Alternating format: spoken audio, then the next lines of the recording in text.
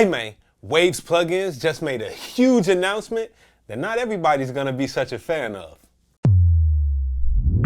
What's up YouTube? Welcome back to the channel. I'm Wavy Wayne from Wayne.wav.com, and of course this channel is all about helping you to record and mix better and faster. Today we got some breaking news from Waves. That's right, Waves plugins, one of the most iconic plugin brands, one of the longest standing plugins brands, has just made a huge announcement today that they are going, get it, subscription only. What's your thoughts about this, man? Yet another company is forcing us into a subscription model. What's the good? What's the down? We're going to figure that out and unpack it all today, right now in this video. Like I said from the beginning, Waves has literally been one of the most iconic plugin brands. From as long as I can remember mixing and recording, there's always been Waves plugins, like cracked versions, the real versions, all the CLA plugins. That stuff is so old, it's been tried and true, and they're constantly reinventing and adding new stuff. They even just announced with this most recent plan and the whole new change that they're doing with the subscription model that there's also like a new studio verse and some AI mixing capabilities that are really fun, looking forward toward the future. But Waves has the reputation of being a great brand. Lately they've been getting some slack about the way they've handled business with their customers based on pricing and things like that, but now they're changing a new direction and going subscription only. So it's going to be very interesting to see what the future holds for Waves plugins. I've known that this was coming for a minute, but I held back just to kind of get a feel of what the reaction from different users would be,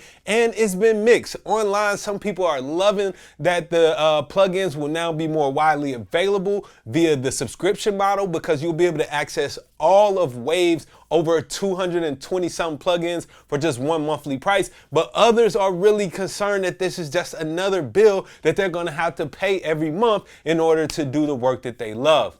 All right, now let's talk about some of the benefits of Waves using a subscription model. There's going to be benefits on both the user end and benefits for Waves. For Waves, of course, they're going to have a predictable income. They'll know exactly about how much they're going to be making each and every month, which will allow them to invest in creating new products, maintaining older products. This will also allow them to do some new development, especially into the AI capabilities of mixing that they've also announced and the studio verse. So by having this steady stream of revenue, Waves plugin is going to actually be able to get better for the user.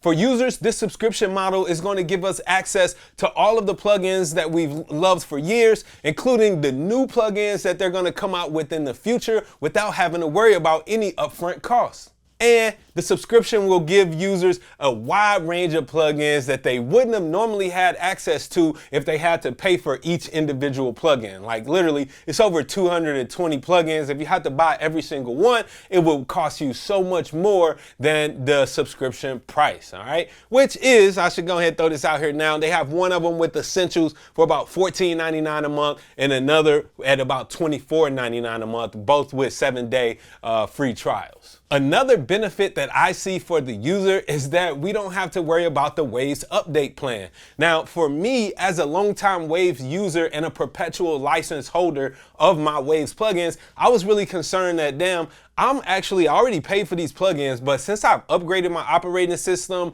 or the plugin formats have changed, now I have to pay Waves every year for this Waves update plan, which was already costing me a couple $100 a year.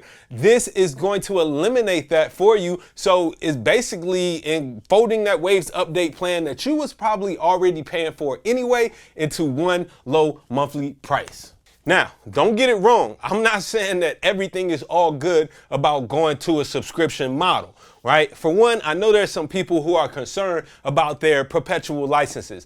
Waves has already said that if you have perpetual licenses, you'll still be able to use those even if you don't switch over to the new subscription model, right? The only problem that I can see coming in the future is that once things are required to update, maybe you get a new computer, right? Maybe some things they change to the next version, where we at version 14 or something like that next, right? Once you get to that point to where you need to update or upgrade, I fear that there won't be any support for the perpetual license holders, and then you will have to switch over to the subscription model, which could really leave a sour taste in users' mouths.